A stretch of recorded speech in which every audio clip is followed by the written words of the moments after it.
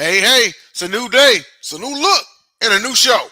New episode, at least. Hey, this is the Sports Insiders. I am Denzel Snipes, and I am here with the sports agent himself, Sean Russey. Right before the Seahawks Cardinals game, we'll get you to your game in just a little bit. It's going to take about 10-15 minutes and discuss the latest happenings in sports. So before we get started, follow us on all of our platforms. We are on, of course, Instagram, Facebook, Twitter, or X. You used to call it X now, and as well as TikTok. We have two on TikTok at Sideline Sports and at Sideline One Sports. Sideline One Sports is run by our guy Jacob Christner. So tune in to his great takes that he puts forth each and every day. So with that being said, Sean, how you doing, man? What's been going on? No, everything's going good, man. Got some football here coming up shortly. We just got over off of Wrestlepalooza, and the baseball playoff race is really getting interesting. Yeah, absolutely. And you know what? Those are two things that we will discuss tonight. We'll go ahead on and get to Wrestlepalooza, the results and some of the revenue as well. Of course, we all saw what happened in that event. We saw AJ Lee's official return to the ring. It was a great match. I think the match was more about did AJ Lee still have it, in which she did. We did see we saw another killing on television when John Cena got absolutely demolished by Brock Lesnar, and in the main event we saw Cody Rhodes retain the WWE Championship against Drew McIntyre, a match in which Drew McIntyre made the biggest mistake by hesitating because he should have kicked Cody's head through the bottom of that table and let the referee of all people stop him. He never let wrestlers stop him before. That moment right there baffled me because it's like you never let a wrestler stop you before. Now here it is, a championship match, and you let the referee slow you down. And as Barrett pointed out, he's like, it's not an illegal move. The guy's on the floor. If he happens to hit the table, it's not a It's disqualification. not a disqualification. It's just Um, as good as putting somebody through it. You powerbomb them through the table. It's not a disqualification. 100%. And it's interesting to see that they're doing this mental struggle with a couple characters. And it'll be interesting to see if maybe they let McIntyre take one and let him hold the title a little bit to give Cody some chase run as we get into Mania season. Yes, absolutely. But you know what? Another interesting thing, and of course that is a part of what we do on the show, is we like to run the numbers. So getting into the attendance in the gate, the attendance was reported, and that was that was at the Conseco Field House in Indy, correct? It was in the field Yep. house where the patients play, right? Of course, Therese Halliburton was in attendance for not for live commentary, but for pre-show and post-show as well. The attendance was reported between 13,260 and 15,176. WrestleNomics reported 14,252 tickets distributed. WWE's gate was over twice AEW's All Out, which occurred on the same day. As a matter of fact, I watched AEW All Out, and the main event of All Out coincided with Wrestlepalooza, which I was switching back and forth.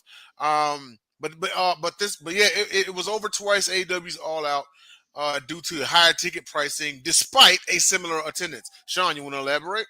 Yeah, so I thought it's funny how much they've made of this in terms of being on the same day and what's it going to do, but what they're complaining about is the TV ratings because it didn't hurt their attendance. And their ticket prices have been, it is what it is for what's considered the B show out there, kind of like Nitro was back in the day. The ticket prices were, cheaper than Raw until Nitro, got up in the ratings. So I'm not surprised that the attendance was the same because I think AW's got enough names and they do put on some crazy cards in terms of who's facing who. You really get a lot of fantasy matchups there that you just don't get in a rush over in WWE because all of this new long-term storytelling Triple H does, where maybe back in the day with McMahon, someone debuted and he got a big match automatically. Right. Um, AEW seems to do that, and I think it keeps it, for the older fans. I think they have a good product, so I'm not surprised that it was equal. Price wise, I'm surprised that the numbers for WE were potentially lower than 14,000. And this is something Eric Bischoff actually brought up in his podcast. Like, are we starting to price out your main WWE fan, which is the blue collar worker, the 9 to 5, the family guy, the guy who's got a couple kids that like John Cena? Are we Mhm. starting to price him out to be able to even go to these smaller events in places that are not Allegiant Stadium? Right. Yeah, and as far as the TV ratings go, now keep in mind that this was the first PLE on ESPN. And two things come to mind as far as the TV ratings and worried about if there was a slip or anything like that. Is the first thing is this is the first PLE on ESPN. Of course, people have to now get the package that includes Hulu and ESPN Plus and everything like that. And it's like $30 a month or something like that. And also another factor, and not to get political on the show, wherever you fall on whatever side of political spectrum and whatever your thoughts about it is all up to you. But also a slip in the ratings could be due to because ESPN is owned by Disney, and you had the Jimmy Kimmel protest. And you had people all over the world protesting it by canceling subscriptions. Yep. So that's another thing is they're going to have to fight to get those people back if they come back. No, and like you said, it's some of these, it's something, and I'm wearing his shirt tonight, RP Hulk, but it's something that kind of turned my stomach when he did the Netflix debut January 6th. Like, you shouldn't be booing Terry Bollea, the political guy, on WWE Raw. He's Hulk Hogan on Raw. Like, there's hard for sometimes for people to separate like politics and entertainment. Like, why are you canceling your Disney subscription over this? Like, separate your feelings and stop doing these kind of knee-jerk reactions. Like, booing Hulk Hogan. Hulk Hogan didn't have any political thoughts about whatever. Terry Bollea has his own political thoughts. I think people kind of need to learn to separate that. And like you said, though, it did hurt the viewership because it was trending on X all weekend. Yep. Cancel Hulu, cancel Disney, celebrities are coming out, cancel Disney. And it was now part of this package where you got ESPN on Disney, on Hulu. Mm-hmm. So I could definitely see the effect. I have a feeling that's why we don't have official numbers out right now. Yeah, yeah, those official numbers didn't come out later. And again, mind you, everyone, this is something that we don't dive into on Sideline Sports. We don't do politics or anything like that. The only reason why I brought it up is because of the slip in the numbers, this may be a factor. Do with that information what you will, regardless of who you may vote for or anything like that. And I'm gonna just leave it at that. But more on the numbers. As far as the broadcast distribution, it was the first WWE Premium Live event under the. I'm so old school. I'm so used to saying pay per view. Under the new ESPN streaming deal in the United States. Let's see. The deal is set to make 1.6 billion over the next 5 years. It's available on ESPN Limited, streaming only, not linear television, and now it's internationally shown on Netflix where applicable or WWE Network. So, internationally, it is available on Netflix, except for in the United States. Sean? Yeah, and I won't say too much about it, but if you go see a couple quotes from Stephanie McMahon, you may have some other access. Um, but that was what was interesting to me is they didn't really start pushing the ESPN Unlimited part of needing that till almost Friday night. Versus it kind of sounded like it was just going to air on ESPN at 7 o'clock leading up to the event. And then all Mm-hmm. of a sudden, Friday night during SmackDown, you're seeing all these ads where wrestlers are telling you how to download the app and how to activate your ESPN Unlimited account. It's like, oh, wait, you need the extra bundle. You guys are not actually showing this at 7 o'clock on ESPN. You're not preempting college football on a Saturday. You need No. the extra package. Yes. And I think that played a role in it too, because again, it's kind of like the boxing thing. You're looking at an audience at ESPN that is not clicking on ESPN for wrestling and boxing normally. Right. So I think that they could see some down numbers here and there, but they'll get it back. I think it'll just take some time. Everybody's gonna have to adjust and decide what they want to do. I know a lot of providers are providing access to the platform without you having to do the $30. Like Spectrum is one of them that's partnered with ESPN, where they're providing ESPN Unlimited to their customers. Yes. So there is other ways to get it. And I think it's just going to take some time for them to get used to what wrestling is over on ESPN. They said the executives were a little upset with the overall showing, and we'll touch on that in a minute. But I think ESPN is going to have to get used to this is a sports soap opera. This Yes, isn't it's not a Super Bowl every week. There has to be some storytelling. There has to be some slow shows to build up to the what they big want to show. get to. Yeah, Right. especially when, just like free agency, essentially WrestleMania, and you hit a 24-hour off season, and it's like you're supposed to forget most of what happened the last 364 days because we Yeah. have now hit the reset button on the Raw after WrestleMania. Yeah, yeah, absolutely. And one thing about it is because I distinctly remember back in 2014 when WWE Network debuted, and as a matter of fact, they did something rare because the first pay per view that was shown on WWE Network was WrestleMania 30. This is when Daniel Bryan became the undisputed champion. Um, they actually had as a failsafe, they showed it on pay-per-view. So either you could Hmm. download the app and watch it there, or you can order it on pay-per-view. And because they had a worry that there would be so many people coming in that the app would crash, in which luckily it didn't. But I mean, that one took a little bit to get up and running too. Now, in my humble opinion, I think it still should be its own entity. I thought that it was, don't get me wrong, I love Peacock, you know what I mean, and we'll see what happens with the ESPN thing. But I think it should be its own independent, like WWE Network again. That move, the Peacock, was so not like Vince McMahon at all.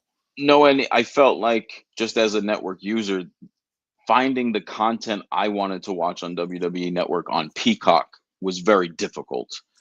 Hmm. Because they mixed it in with other results and clips. It's like I'm not looking for clips. I'm actually looking for this entire show that I know is on the network. You just bought all the content, and it's like they have a much different setup. I agree with you. I thought WWE Network was amazing. Maybe one day they get back to it, but I think like a lot of people right now, they're like, oh, we'll just keep selling it. But I think when the end of these UFC ESPN deals, especially since they're under the same umbrella, maybe TKO does think about doing something where they just build a TKO network and it's all UFC and WWE. Yeah, and then they could get away from the deal with ESPN. But more on the let's see. Okay, so a little bit more on the ratings and viewership. There was no traditional Nielsen rating since it was streaming only. You can expect to see more of this as it goes forward. WWE did not release streaming viewership figures, not as of yet. The pre-show SmackDown on September 19th drew 1.4 million viewers, so you have that. 0.37 demo, flat versus average. Now AEW's All Out pre-show, the Tailgate Blitz, drew 184,000 among Collision's lowest. More on that, Sean? Yeah, I mean, I was kind of surprised, especially since I think this is their first one that was on Max, correct? Yes. I thought they Yes, would have that was. I thought they would have drawn more in than the 184.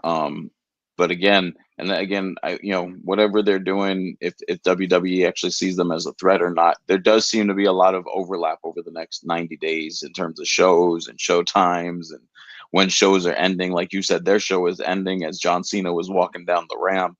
Yeah. So it'd be interesting to see how that works for them because obviously, we know the owner there. Khan's got tons of money. That's never going to be an issue. But you obviously can't keep bleeding either. Yeah. And 184 is not going to get it done. So we'll see what happens now with they've shifted now. Basically, HBO is their ESPN. We'll see how that goes for them. Absolutely. And finally on this one, it was the critical and fan reception. So there was mixed and negative reviews overall, which I expect because Wrestlepalooza is a smaller to mid-major pay-per-view. It's not any of the big five. As a It's matter of like fact, Saturday main event is essentially is what they did. it was a glorified Saturday night main event, especially since there was only 5 matches on the card. Now it was a continuation of the WrestlePalooza event, which originally was ECW's. Yep. I believe this is the first one under the WWE brand. The women's world title match, Stephanie Vaquera versus Io Sky, was praised. I thought they made the right call. Stephanie Vaquera won the women's championship. Uh, now, some critics felt much of the card fell short of expectations. It was underwhelming. Listen, again, WrestlePalooza is not this grandiose pay per view, okay? You're going to see moments, you're going to see your people there, but I'm not expecting it to be a Money in the Bank. Now, don't get me wrong, okay? Because I mean, we came up, in the golden era, and Hmm. we've been through the ruthless aggression era and the attitude era, so it was unpredictable. Like you didn't know what you were going to get. You were going to get pay per view level shit on Monday Night Raw or a Backlash or something like that. You know what I No, mean? I mean you were having Bret Hart fight Ken Shamrock, The Rock versus Stone Cold, and these were Monday Night Raw matches. Right. And that not to say they don't have four guys like that, but it like you said, it's just not the same the way they do it anymore. Yeah, and maybe it's because we all are a little spoiled, having watched that entire era. I'm just at the point where if I see like a WrestlePalooza or a Clash in Paris or Clash in the Castle, something like that, one of these smaller to mid-major pay-per-views, is I won't expect that much from it. Don't get me wrong, I expect Triple H to go out there and put on a great product, but I'm not expecting WrestleMania. So for me, if any given year, right, like I don't know, Clash at the Castle gets pay per view of the year. It was just that great of an event. That's something that's kind of unexpected. You know what I'm Hmm. saying? Hmm. That's something that's unexpected, like the Chargers winning the Super Bowl. Okay, like no one has the Bolts winning it, but if the Chiefs win it, it's kind of expected. You figure, Yep. right? Yep. You know, so if it ends up being a blowout pay per view, great. If not, guess what? It's not a big five. I'm not exactly No. hurt by it. If No, and any of like that I makes think sense. most of us like that watch it like this, we understand these in between pay-per-views are really stepping stones, or like the next one, Crown Jewel, is kind of like a celebrity show to me almost, because you just have champion versus champion for a title no one talks about a month from now. They basically just made sure the championship was no longer on Survivor Series. So we've now made a show where we do the champions versus champions. We do it overseas and we knock it out at 8 in the morning, and we call it a day. Yeah. I expect they'll have a few more bigger names on that show and a few more surprises. Um, but because you already have Seth and Cody, obviously you've got Punk kind of out of the picture for that, other than maybe some interference or a one-on-one match with somebody else in the Vision. Hmm. Um, because you've got Stephanie versus whoever wins the triple threat this Friday. You've got Io on the side that looks like they're going to deal with Asuka a little bit while they do this Crown Jewel thing. So October is really like a slower month for them. If Yes. they think the reaction to Crown Jewel is going to be much different from ESPN critics or ESPN bigwigs, it's really not. They'll probably knock their socks off for the first time at Survivor Series. Yes, yeah, very true. Now there is one thing that I will say I was disappointed in, and that was the last Night of Champions. And the only reason why I was disappointed was because they took away from the theme of it. Night of Champions traditionally has been every championship on the line, and they only had two title matches. So that right there, I was sorely disappointed because they took away from the theme of it. It's like you may as well just call it something else. That wasn't Night of Champions. Night of Champions, every belt is on the line, but you only had two belts up for grabs like that. I was disappointed in that one. But to close this out, critics did feel that much of the card fell short. Underwhelming as WWE's first ESPN era showcase. So this actually prompted rumors of Reigns returning early and The Rock confronting Cena before December to boost the next several PLAs, which actually would fall in line with my prediction of with John Cena in 2025, which is an article that we posted on our website at sidelinesports.com. I had a whole article uh, predicting John Cena's final run, step by step. I called Cody winning the belt back from him at SummerSlam. Prior to that, at Mania, I called Cena beating Rhodes. But we'll see what happens. Any final thoughts on this, Sean? Before we Yeah, move so I think we'll definitely and obviously, like we mentioned earlier, Triple H kind of flamed that rumor by putting Reigns on the Clash poster. Even though obviously I don't expect him to be advertised for an unangled match. We're 2 weeks from the Clash. I don't see Roman coming back on TV in the next 2 weeks. So like I said, I think Roman's role there is going to be some sort of interference in whatever match Jay or Jimmy end up in. Um, but the Rock thing is interesting because if you see what they're doing now, especially they've announced AJ versus Cena for the crown. He's really just doing one offs of his greatest opponents, on. and it could easily be argued that that Rock angle that lasted 3 years was honestly seen as greatest opponent. And they split 1-1. Hmm. So we do need the third match. Yes, yes, Now, absolutely. my issue is you're going to do Rock Cena at Saturday Night Main Event, December 12th. I could see The Rock coming out and being like, you know what, John, you need to hold on for 90 more days. We'll do this in Vegas. Well, actually, my prediction was that they would do it at the Royal Rumble, and Rock will face Cena in Vegas. Not Cena. Rock will face Reigns in Vegas. I could see that as well. The only and we discussed it briefly off the air. The only reason I could see them holding that is because of their follow up announcement to it going to Saudi for 43. I could see them holding Rock Reigns for 43, but at the same time, I thinking we have to get this done soon, or it's going to be kind of like Undertaker Sting. It just never happens. Yeah, or like Undertaker Goldberg. No, Yep. they're too old. No one wants to see it. And then it just ended up being a disaster match where they almost each hurt their necks. Yeah, pretty much. Well, we're gonna move on now to our MLB playoff race. We are in the final stretch of the season. I actually, if you watched the episode of Confidential last night, we actually touched on this as well. That is on our YouTube channel, which some of you are watching this on right now. But and got an update for you, Sean. The Dodgers have clinched the National League West Division. The Mariners have clinched the AL West, but the AL East is still a coin toss. It could be now. I did, and shout out to Cody Decker. He was an awesome dude. Came on Sideline Sports and everything. But I did say that the AL East was a two-team division back then, and I said it was going to be Blue Jays or Yankees. And back then, everybody else on the panel said, "Hey, it could be anybody's division," and I understand that. I get that. But we look at now in late September and look who it's come down to, Toronto or the Yankees. Let's start off with the American League East. Hey, we're right here. Yankees and Jays are tied. They've tied Toronto. They have only one game. They've won only one game since last Thursday. So the Yankees have caught up. The Yankees actually 2 nights ago clinched a playoff berth. So they're guaranteed to be in the postseason as either division winner or wild card. Boston's 3 back, and it would be tough for Boston to be anything but a wild card. This is barring a complete collapse by Toronto or New York down the stretch. Sean? Yeah. So, and just to add to your update, so the Yankees and White Sox are tied at 1 right now in the fourth. The Red Sox and Jays are tied at 0 right now in the fourth. So you've got both teams playing a night. If obviously someone could end up with a 1-game lead coming out of tonight if we've got 1 loss and 1 win, but right now both are tied. I believe Toronto finishes off with an easier opponent than the Yankees. Actually, no, they finish off with the Rays. The Yankees finish off with the Orioles. So depending what happens tonight could really lean into how this division ends up. And Toronto, based on our last show, we had locked them in. They were up 5 games last Thursday.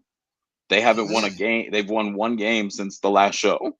They've now, put themselves in this position where they've got to win tonight, and then they really have to take 2 or 3 from Tampa, assuming that there's a good chance if the Yankees don't lose tonight, they're going to sweep Baltimore. They may sweep Baltimore even if they win tonight. So that's going to be tight. That could be one that comes down to Sunday. Boston, I don't see catching them because of their next series. They play Detroit, which is another complete collapse that's gone on here. The Guardians are actually up a game now in the Central. On July 4th, they were 15 and a half games back. That this would be the largest division comeback since the 1940s on the July 4th standings. Detroit leads 1 game up on Houston, but Houston actually won this afternoon, so Detroit's wild card lead is down to half a game. Half a game, yep. Detroit is currently leading Cleveland in the 6th, so they could get that game right back on Cleveland and be going into the weekend tied, and then both of them would be up a half. Both of them would be up a game on Houston going into the weekend. Houston's kind of collapsed too. That gave the Mariners the division. What I think on Saturday the Mariners clinched the division. They Houston, clinched. They clinched last night oh, did officially. they? Okay. But let's face it, last weekend series in Houston that decided the division. Yeah, When the Mariners swept the Astros, that decided the division. they've lost 5 of 7. They're now clinging to the. They're actually out. Like I said, they're out of the wild card spot right now, which we thought would be the Tigers. Could still end up being the Tigers since they play Boston. But it's going to be a wild weekend in the AL. And that's the only teams that are left. Everybody else has been eliminated. The NL is a little bit more messy, but the Rangers are out due to their losing streak last week. The Athletics actually climbed up to being right behind the Rangers with all the winning they've done recently. Yeah. The Royals are out, but so everybody's out other than these teams we're talking about. It will be a real interesting weekend, regardless what happens on the scoreboard right now, whether it holds or not. You're looking at half games and 1 game's lead going into the final 3 games of the season. Yes, and we had an update also earlier, and it is official. It is a lock that the Cubs will face the Padres in the wild card round. Now, the only thing that's up for grabs is who is going to host who, because both records are almost similar right now. As of right now, I believe the Cubs are still up over San Diego. However, that could flip here in the next week, and the Cubs may end up traveling to Southern California. Yeah, no, we've got a lot going on there. The Phillies obviously have clinched the East, but they're only behind the game on the Brewers for the number 1 seed. So the Brewers are going to have to win it. I think their magic number is 2. Philadelphia is actually beating Miami right now, which would finally eliminate the Marlins out of the playoff contention. We'll talk on that more on that in a second. But the Brewers are up 1 game on Philly, and they play the Reds this weekend. Could actually benefit the Reds if the Brewers end up winning Friday, clinching the number 1 seed. And then we've got the Reds that we might face a much lesser Brewers team over the weekend. The Reds are 1 game back in New York for the wild card spot. The Diamondbacks lost this afternoon, so now they're 1 game behind New York for the wild card spot. And I don't know what magic wall the Mets have up here, but every time someone gets hot and either ties the Mets or get within a half game, it seems they fall back off and the Mets still hold on to the last spot. The Yeah. Giants have now eliminated themselves, losing 7 of their last 10. Yep. They're 3.5 out, but with tiebreakers, and the Dodgers win last night actually eliminated the Giants. And the Marlins, who are 4 out, which is obviously more than 3.5, are They're not dead yet. technically still They're alive, not but they dead have to yet. win every game, including tonight's current 1-0 game with Philly that they're losing. So if Miami loses tonight, they're out. They'll have nothing to play for versus the Mets other than keeping the Mets out of the playoffs. So that'll be another tough series. It'll be really interesting to see how this breaks down between the Mets, Diamondbacks, and Reds, because it's hard to predict right now. None of these teams seem to stay hot for more than 4 to 5 games right now. Yeah, pretty much. And the Reds aren't dead just yet, but I mean, it would be in the best interest of Cincinnati to win out. As a matter of fact, if I'm not mistaken, as I check here, no, the Reds. Okay, yeah, they did need that win, and the Reds actually, I believe, they finished with the Brewers. Yeah, Yes, and the they did. Brewers will need 1 for the 1 Yes, seed. So I don't think the Brewers are going to play all 3 games tough, but I think they're going to try to grab Friday and rest the weekend. And and the rest. Mets, real quick, the Mets are quickly up 2-0 on the Cubs in the second inning. Huh. Okay. Interesting here. So it's going to be a great a great finish down the stretch in Major League Baseball. Of course, we will be back with you next week to discuss same and find out anything else in the sports world. So for Sean Russey, I am Denzel Snipes, and we will see you all next week for another episode of the Sports Insiders.